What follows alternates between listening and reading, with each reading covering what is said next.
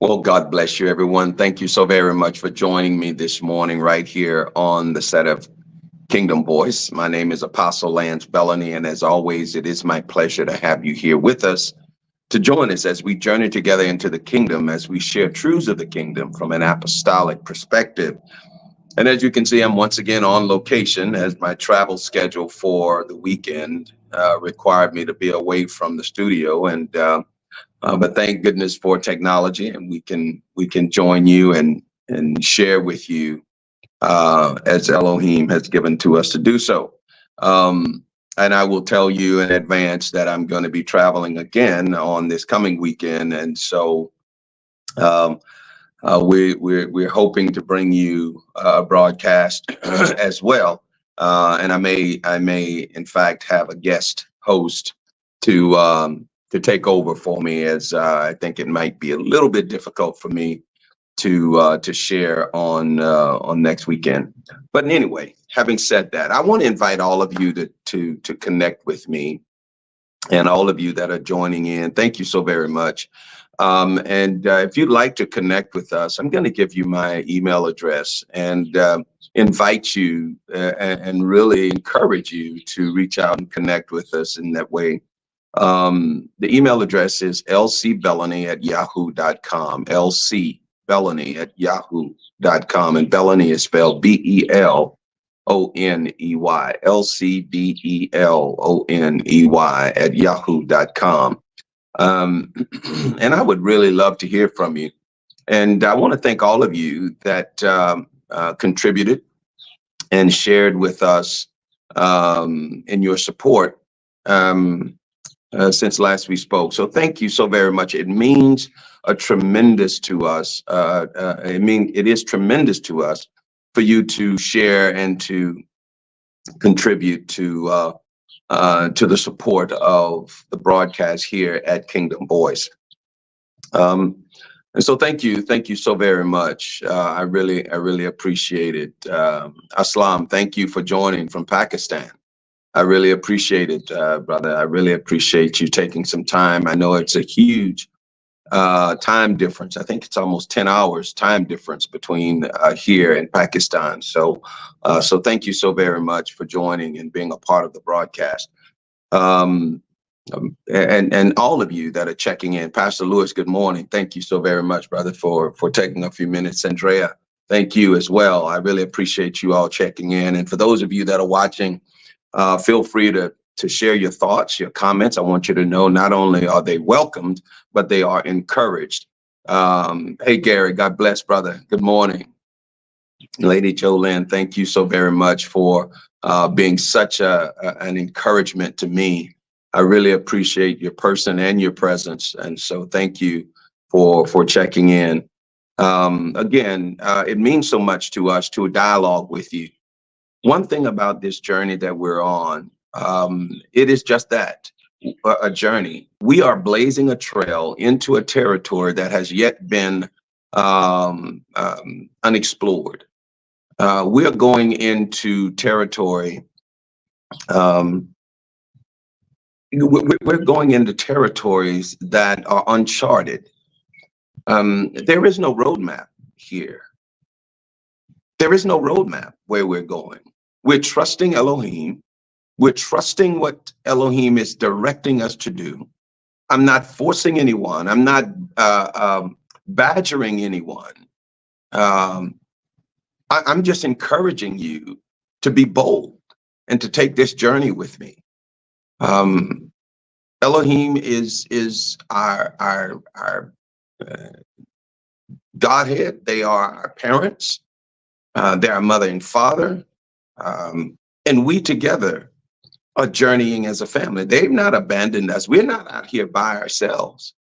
We're out here with them, learning who they are from a perspective that has yet to, in many instances, have yet to be unveiled. And we are moving with them with full assurance at all times that they will never leave us, never forsake us, and they are with us because they dwell with us. They've taken up their habitat, their abode with us. And so that's the journey that we're on. And so I said that to emphasize that this is uncharted waters. We are going to learn, experience, engage the creation and the creator together.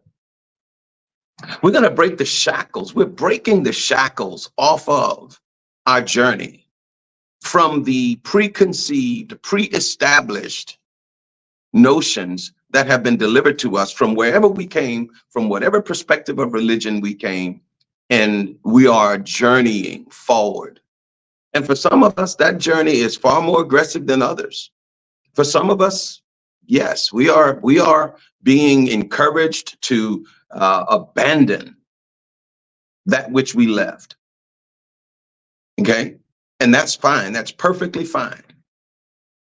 We're encouraged to abandon it, let it go, begin to embrace Elohim on the basis that they are unveiling themselves to us right now. And for some of us, that very notion that I just articulated is frightful.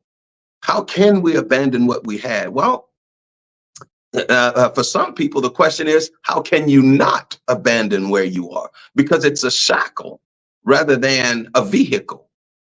Okay.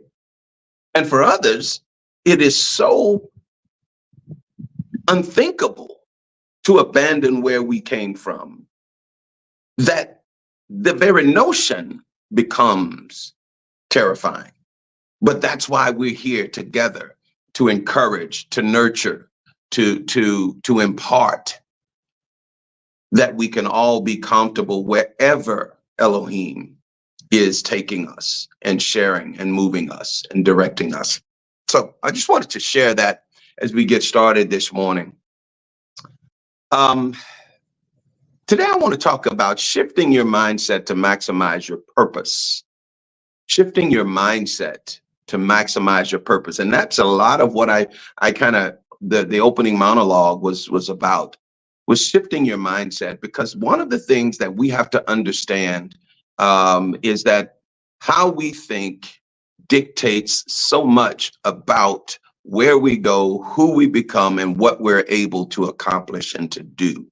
Okay, how we think. I'm reminded of something that significantly shifted my life. This was over 30 years ago. I was sitting in my, it's almost 40 years ago now. I was sitting in my living room watching a program, and it just happened to be being presented by Dr. Miles Monroe. And Dr. Monroe was talking about the purpose of a thing. And he began to articulate and share and present on that topic. And one of the things that he began to talk about was a vase. There was this vase that was created for royalty. And the craftsman meticulously crafted this vase. And it was intended for the glory of the recipient.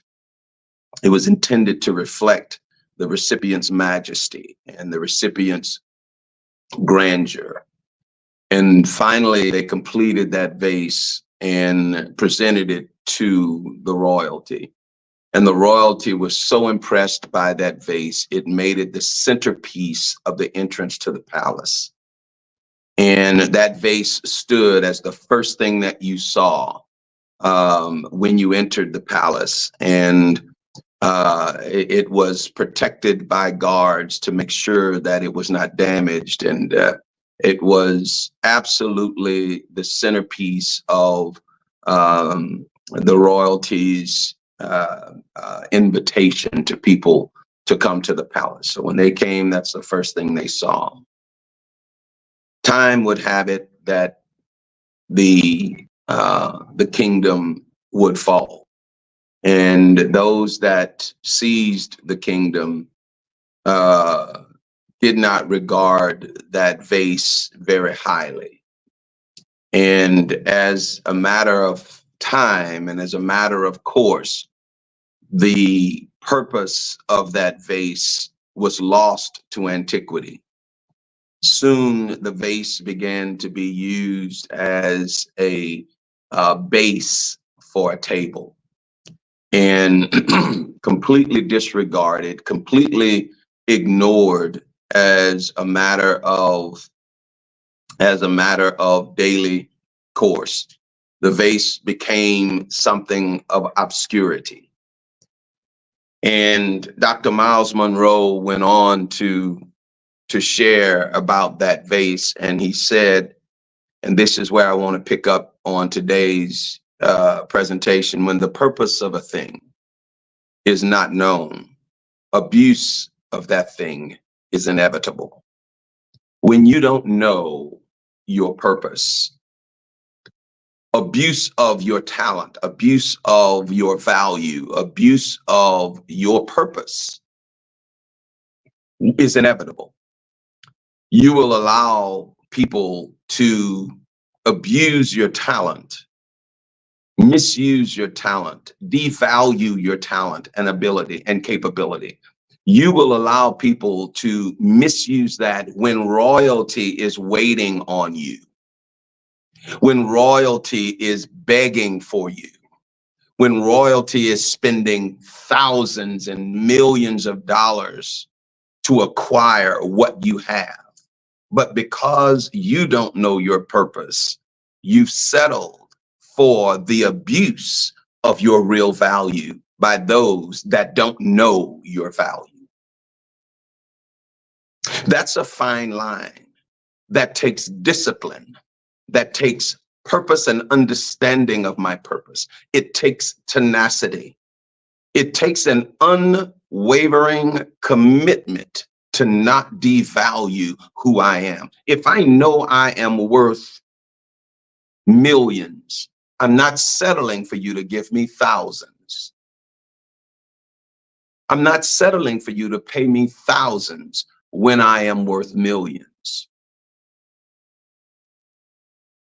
When you are in demand, then you make demands. So let me give a bit of process, Pastor Lewis. Let me give a bit of process to this. When you are establishing your purpose, intricate to that process is establishing your value. And there are times, and there is a part of that process where my value and my purpose are somewhat out of sync. And so my effort is to bring my value to my purpose and bring them together and to make them coherent and uniform with each other, so that as my value or as my purpose increases, so does my value. Okay. As the demand for what I have and who I am becomes more and more, then I begin to make demands upon the acquisition of my talent and my ability and my knowledge and my experience. I begin to make demands on that. Okay. When you're in demand, you can make demands. All right. But it all begins with me understanding my purpose. So let me go back a little bit and talk about that. Because for many of us, the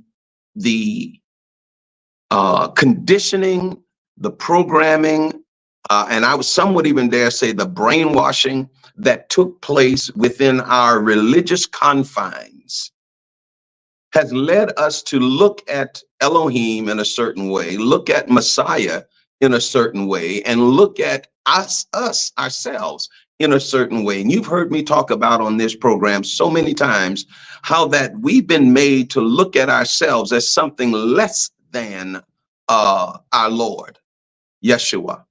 Okay. And I've labored intently and intensely to help you understand that the only distinction between you and Messiah is the fact that Messiah is the firstborn. Messiah is the Savior. I'm not. But outside of that, there is no distinction between me and Messiah. I was never called to worship Messiah. You were never called to worship Messiah. You were called to become a son. We reverence, absolutely. I've said again, what Christianity has done is that Christianity has taken the message of Messiah and turned it into the religion about Messiah. Those are two vastly different things, two significantly, drastically different things. And what most people do on a Sunday morning, like we're doing right now today, is that they're running off to these establishments so that they can be told how to worship Messiah, how to let Messiah do it for them, how to let Messiah be their light. When that is none of what Messiah has come and came to do. Messiah came to be a light so that you could see how to be the light. I'm gonna say that again. Messiah came to be a light and be the light so that you could see how that and how to become the light. You are the light of the world. You are the salt of the earth. Okay. And all I'm encouraging and advocating is that we learn how, in fact, to become and embrace the purpose that we have been positioned for. If I asked any of you what the purpose of Messiah is, you'd be able to rattle it off just like that. Why? Because you've been taught it, you've been told it, you've been nurtured in it, you've been conditioned in it, and all of the above. But if I asked and challenged you about what is your purpose, then you'd have to stumble and stammer and quiver at the mouth about what that purpose is. Why? Because you've never really engaged Elohim to understand that purpose and your purpose. Okay.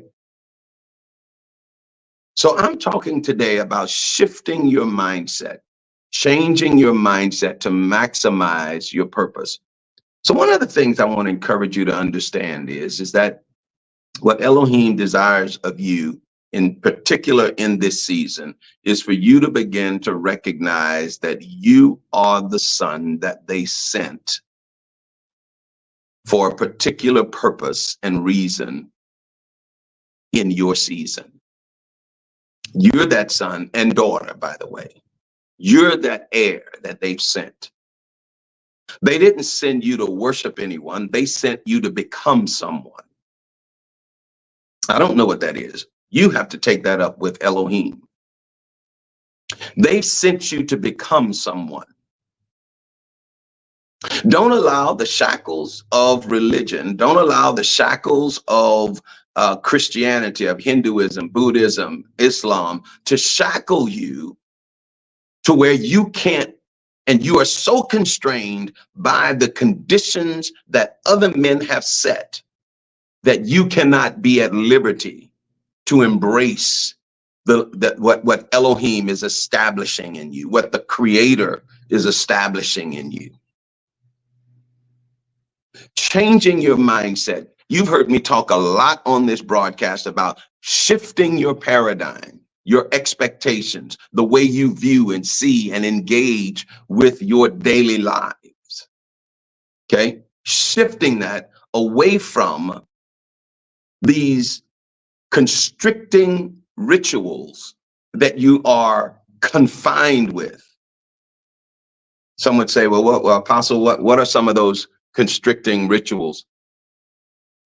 The first thing that I would really encourage you to do, and I'm going to say this to you, is to put your Bibles down and begin to engage in an intimate journey, an intimate engagement with Elohim. Stop trying to make Elohim speak to you according to what you understand is written.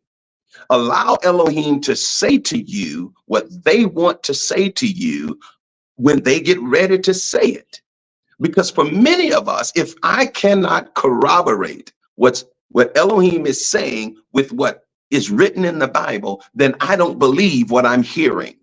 I believe what's written. And the only reason what's written has gained such a grip on you is because you see other people have done it, and other people have done it for so long that now that plays a part in your thinking that that must be the way to go. That's not necessarily so. I've been watching. I'm an outdoorsman at heart. Grew up in Southwest Louisiana and did a lot of hunting and fishing and when I was growing up, a lot of sports, so an outdoorsman. And lately I've been watching a lot of videos on trapping wild boar in Louisiana and Texas and so forth. And there's an interesting dynamic when you watch that process unfold. A single boar can lead a herd to a trap. Get trapped and other things happen after they're trapped, but to their slaughter, actually. A single boar can lead others in that path. There's tribal think, group think that takes place in that herd. And for many believers, that's exactly what has happened. Because we've seen others do it for so long, and because it is written about what others have done for so long, we tribally enter into groupthink and tribal think, and we go right along with it, assuming that that is what Elohim, and convincing ourselves that that is what Elohim wants from me. Never taking the time to stop and ask the question, is that what you want from me? So yes, I'm encouraging you, put your Bible down, close it, put it in the drawer for a season, at least. And if you're anything like me, you will pull that Bible out less and less and less, and you will begin to rely on what you are hearing Elohim say more and more and more. So that's the first thing as a part of the process of shifting your paradigm, shifting your mindset, okay? Because we are so conditioned about what's written that literally what's written becomes the fact checker for God, for Elohim. So in essence, Elohim can't say something to you until you fact check it by what's written. Let me tell you about what's written. One of the things that you have to understand is that the canon, what's written, the scriptural content was written by roughly 35 plus people. The numbers are a little unknown because sometimes you question if one writer wrote this versus another writer, but in general, about 35 plus people, individuals are credited for having written the scriptures. That's it. Okay, 35 people. And of that, and in that process, now 35 people have collectively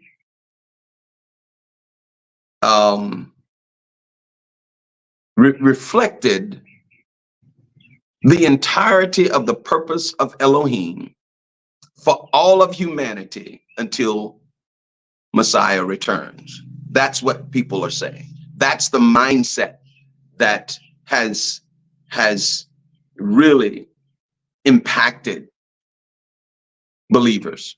35 people are dictating what untold millions of people are believing. And we don't know, and I'm not going to get into that. That's a discussion for another day. And we don't know the validity of what we actually have as it relates to the factualness, the accuracy of what is written. So, Apostle, what are you saying? Put it down. That's what I'm saying. Put it down. And begin, there's a B right here in front of me, so bear with me. Put it down and allow Elohim to speak to you and to say to you what they want you to begin to understand. And the beauty of that will be that you will begin to understand your purpose. You will begin to understand your purpose and be able to walk according to that purpose with confidence, with assurance, okay, with conviction and passion. This is what I want to encourage you today. And this is why we're talking about shifting your mindset to maximize your purpose. Okay? Shifting your mindset. Because not all of us are called to preach the gospel. Some of us are called to just minister to people. Okay? In sports, in academics, in teaching, in finances. Some of us are called to minister to people. Okay? And as a part of ministering to people, your needs will be met. As a part of ministering to people, your needs will be met. And this is what Elohim wants you to begin to recognize. Another area of shifting your mindset that you really have to begin to understand is that you are growing and maturing in Elohim, in your personal being, and you are being empowered to address and to impact your circumstances yourself. We spend time with Elohim in prayer. We spend time in meditation and intimate engagement with Elohim. Absolutely. Absolutely. And as we are engaged with Elohim in that process, okay, Elohim speaks to us and Elohim shares and gives us insight. We engage this life on the basis of being empowered, and thus we go out and do these things that have need to be done. You remember when Yeshua, according to scriptures, chided the disciples because they could not cast out the demon, i.e., and emphasize they could not cast out the demon. What religion has done has turned you doing it into God or Jesus or Yeshua doing it for you.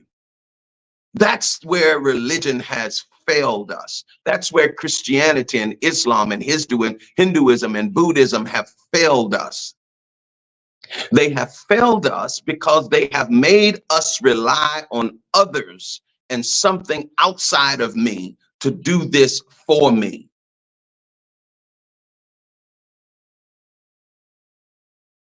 What Elohim did was send the sacrifice that allowed us to be in the family. As I said, Yeshua came to be a light, to show us that we are lights. Okay? He was sent to be salt, to show us that we are salt. He was sent to be a son, to show us that we can be sons and daughters, heirs. And instead, what we did was what we made Yeshua the focus, and we neglected the focus that was being placed on us. So I want to go back to what I was just saying. We spend so much time asking, begging Jesus, Yeshua, God, Elohim to fix it, to do it, to make a way for us, that we've neglected to understand that we are that way. We are the fix. We are the answer. We are that which the world is looking for. We are that. Instead of you becoming that, maximizing your purpose, maximizing what you've been sent to do, you have relegated yourself to be the recipient of someone doing it for you. Shifting your mindset is going to require a lot of us to understand that this season, Elohim is less interested in doing it for you as much as Elohim wants to show you to do it for yourself. I've got several grandchildren at different stages. One of my grandchildren is 15 years old, and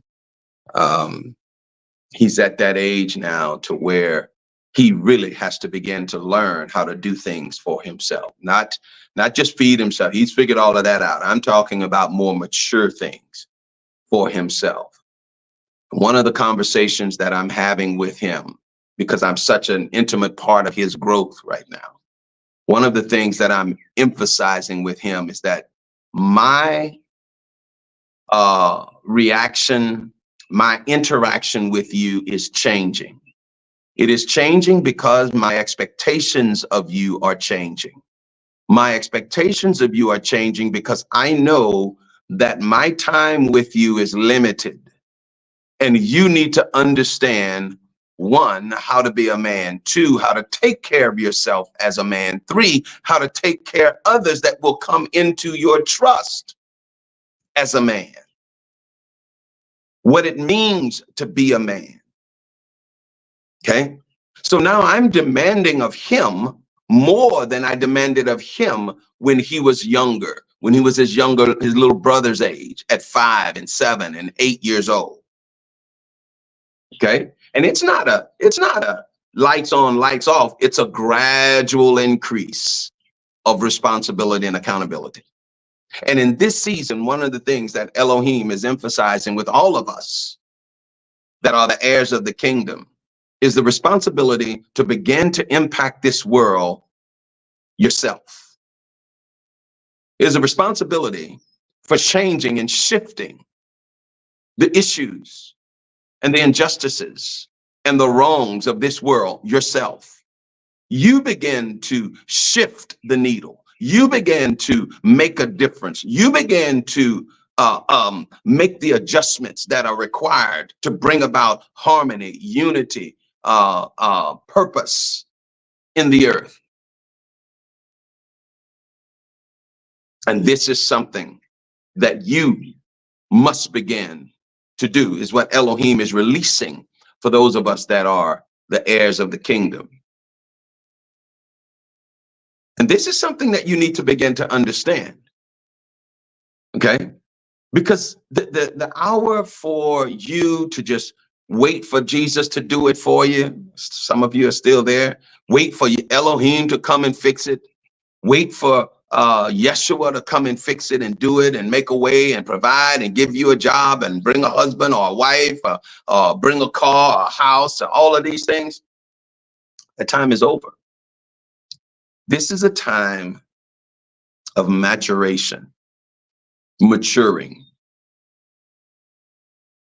And for those of you that will mature, for those of you that will embrace your maturation, you will begin to experience the kingdom, this life, this created place, existence that that the Creator has established in a far different way than those that do not. You'll begin to receive and be the creative mindset. You'll begin to be the ingenious mindset. This is what I want to begin to encourage you to recognize, beloved.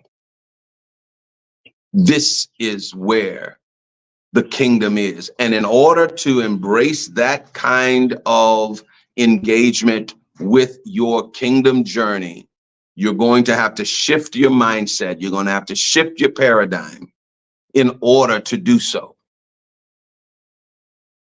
I've said this and I'll repeat myself. Some of you are teachers And teaching, just like religion, often comes with its own set of groupthink, with its own set of tribal thinking. Some of you are being challenged to bring about a new paradigm. And your response might be, well, there's this big conglomerate that we have to deal with. Be that as it may, it doesn't change your purpose. What you need to figure out is, how do I position myself, my argument or my idea in such a way that it moves those that hear it to understand this must be done. It's not just a good thing to be done, it's a must thing to be done. That's where Elohim, and that's where the spirit of wisdom and knowledge begins to invade your space and your person, to give you the witty idea or the witty understanding or the witty wisdom to pass on your idea and your intent to make a difference and to make a change and to make a shift. That's not just in teaching. That's also in banking, finance, technology, a business. It doesn't matter. And this is where we have to really begin to engage ourselves in shifting our mindsets to maximize our purpose. Otherwise, what we'll find ourselves doing and what we'll find ourselves engaged in is nothing more than just going along, waiting for Jesus to return, waiting for Yeshua to return. And then as Yeshua return, as that process goes on, we live, we die, and then we go to heaven. That's what everybody wants to do. I believe, beloved, that Elohim has something far greater in purpose for us than just live, die, and go to heaven. This world is in desperate need of the mature heirs of the kingdom. This place is in dire need of mature heirs of the kingdom. And in order to do that, you have to embrace the Creator at a place well beyond any of your religious beliefs, anywhere beyond your religious constraints. You have to begin to engage the Creator. There's one thing I've understood. I was watching a program the other day, and it really helped me understand how different cultures see religion and how different cultures see life. And one of the things that I absolutely walked away from with that program is that every culture understands that there is a Creator. Every culture, not everybody in the culture, but every culture understands that there is a Creator. I believe the idea, the understanding, the intrinsic knowledge of the Creator was placed in every person from the moment humanity was created. And that idea, that knowledge, that intrinsic knowledge permeates society at every level. Industrialized society, developed, undeveloped, industrialized, it doesn't matter. The fact and the truth of the Creator is intrinsically and inherently in every culture and in every people. Okay? When I began to understand that, then I began to understand that the very core, the basis of an engagement with the Creator is an understanding that they are. And what religion has done is religion has come and stepped in to be the surrogate between the individual and the Creator. And what I'm advocating for you and encouraging you is to get rid of the surrogate, and you and the creator begin to engage with each other on that basis. That's what I'm advocating. I'm advocating that the creator has made provision for you. The creator has made provision for you to be able to engage with them on an intimate basis so that they can release you to become or to experience the full purpose of your being. That's what this today's broadcast is all about. It's all about you embracing the full purpose of your being and for the reason of being, why you're placed here. And let me say something that's very important for those of us that may be of age, getting up in age. We've been conditioned to think that we've been conditioned to think that age has something to do with everything. Okay? I beg to differ. I believe maturation has something to do with everything, and age is not an indicator of maturity. We see it all the time. How many old people have you seen trying to act or acting immature? And how many younger people have you seen being mature beyond their years? Age has nothing to do with it, but maturity has everything to do with it. This is a season of maturing. And if you will embrace your maturation, you will embrace your purpose. You will understand your purpose. Pastor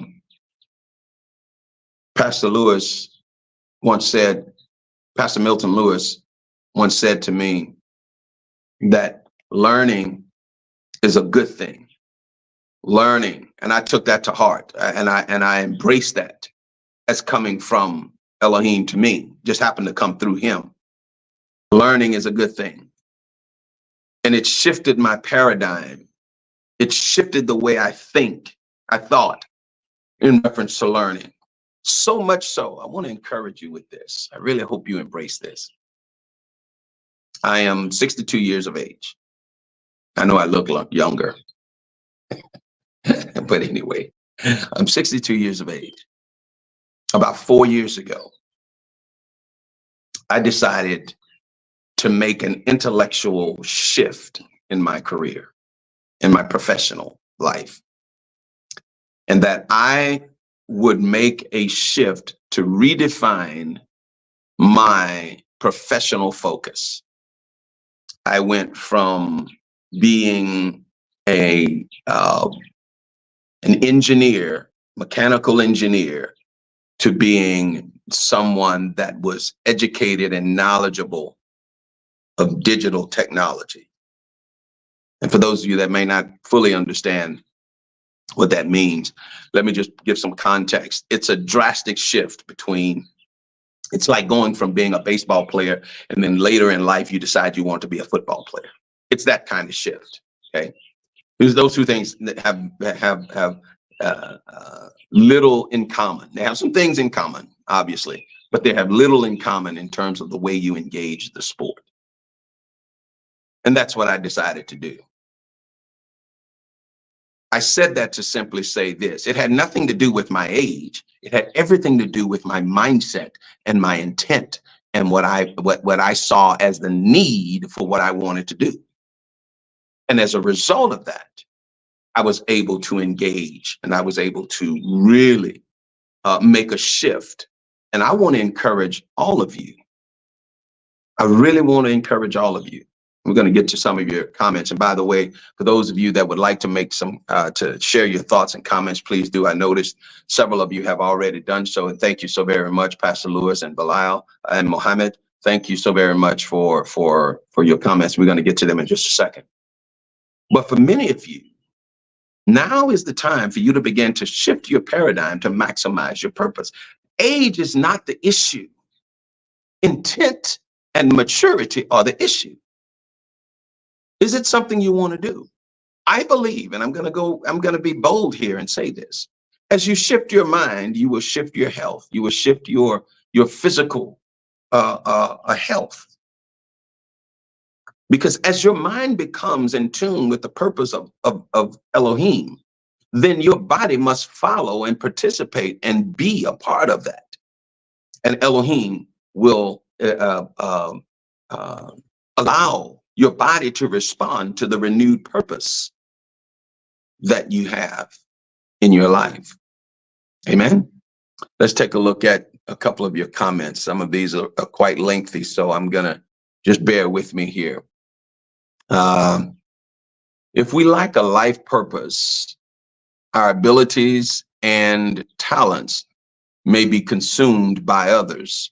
However, if we possess a purpose, we become vessels for the light that guides us as we turn into pens wielded by Elohim. Eloah. To inscribe a divine narrative of existence. But here's a revelation. The light you carry, you'll eventually discover, is nothing more than an illusion. In reality, you've been the author of your own life story from the very beginning. Muhammad, that is the reality. The illusion oftentimes comes from, listen to me closely, the distraction of religion. You're absolutely correct. I want to read the last part that you wrote, but here is the revelation. The light you carry, you'll eventually discover, is nothing more than an illusion. In reality, you've been the author of your own life story from the beginning. That's exactly the point that I'm driving at, is you are that reality. You are the author of that life all along. We've just allowed the surrogacy of religion and others and the influence of others to distract us from that reality. And so thank you, Muhammad, for sharing that thought. And I would encourage all of us to understand and begin to recognize that you are that author and you've been endowed with that by the Creator. Okay. When I get back, and Pastor Lewis, I'm going to get to your comment here. When I get back, between now and the next time that I have to share with you, I really want to talk about the impact of Messiah, why there is a need for a Messiah, what is the purpose of the Messiah, and what is the result of us engaging with Messiah.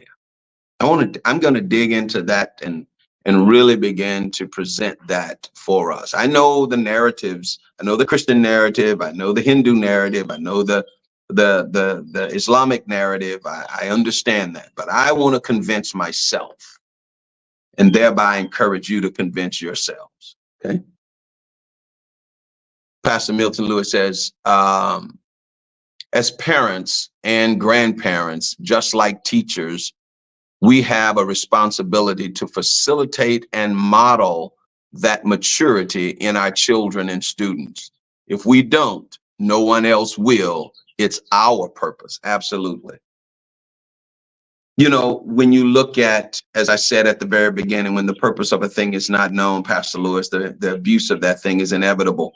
People are losing, have lost, right, the real intent and purpose of the teacher. There's an old adage that goes, okay, when the student is ready, the teacher will appear, right? Part of us and our responsibility is to encourage the student to go right back to something you said, Pastor Lewis, that learning is a good thing. Learning will promote learning. I'm not talking about this institutional education. I'm talking about learning, intimately, intrinsically learning. something, whatever that is a good thing, because now you have knowledge of that thing, not training, or rather not just being able to recite something. You intrinsically understand it and know it. That's learning. Learning is a good thing. And in so learning, you begin to be able to impose that on others that you engage with and others that you encounter. Okay? So learning is a good thing. That's our purpose as parents and as teachers and as grandparents, to teach, to help them learn. And teaching isn't always talking. Teaching, in many instances, more than anything, is example leading, is being an example. Okay? One of the things as a leader, I often share my thoughts and philosophy as a leader. And one of the things that I encourage people to understand about a leader is that a leader's job is to impart to everyone that all of us have a job to do to achieve the end goal that we're seeking to achieve. My job happens to be at a certain place. Your job happens to be at a certain place. And we all must do our jobs. Okay? And if we will do our jobs and own that responsibility, then we will achieve our goal. Okay? We all have a purpose, our job. We all have a purpose. Elohim has a purpose, right? We have a purpose. But if we try to throw our responsibility upon Elohim, the purpose and the goal and the effort breaks down. We've got to begin to learn, what is it that Elohim expects of me? That's where your mindset comes in. That's where your intimacy comes in. That's where your willingness to hear what Elohim has to say comes in. Then you'll be able to shift your mindset, maximize your purpose, and achieve your goal. Amen. Well, listen, beloved, thank you so very much for the last 52 minutes. I really appreciate it. And if anyone has a comment that you'd like to make, please feel free to do so. We've got a few more minutes before we close, but I want to invite all of you to, once again, connect with me. And you can see on your screen the different means by which you can do so. You can see email, our website. You can mail us at 214 Remington Road, Huntsville, Texas, 77340. Or you can connect with us on the podcast. We're actively, and this is why I ask for your support, we're actively engaging our podcast to update it. It's been a minute since we've been able to update it, but there is content on our podcast that's on the Spotify platform. So again, we really encourage you all to connect with us. And for those of you that would feel so inclined to make a contribution, you can do so either via the Cash App platform or PayPal. And you can see our handles at both of those on each of those platforms. And again, so thank you so very much. It really means a lot to us to have you here with us, engaged with us on a weekly basis. As I said earlier, we are going to really dig into the Messiah, the purpose of Messiah, the impact of Messiah, and how we engage with Messiah as it relates to the Creator. We're going to dig into that. I know the narrative. I know the whole Christian narrative is. I certainly know that because that's where I came from. And there are others religions out there, Hinduism, as I've often talked, the big five, if it's allow me to say it that way, and how they've approached Messiah in their engagements. So again, thank you so very much. I really appreciate it. It means a lot for me to have you here with us on a daily basis, on a weekly basis, to join us on the broadcast. And if there are no more questions at this point, I want to say thank you all so very much. We'll be back again next week. I'm almost certain we'll have to have a guest host. Haven't finalized that yet, but we will. And I'd like for you to join in because hopefully I'll bring forward someone that will have just the same passion and engagement that you received from me. And so maybe even better than me. So I just want you to join in with them as they share as well next weekend. Amen. Well, listen, beloved, until then, I'm going to ask you to be well, be blessed, and join me again right here next week at 10:30 a.m. Central Standard Time for another broadcast of Kingdom Voice. Amen. Until then, be well, everyone. We'll talk to you soon.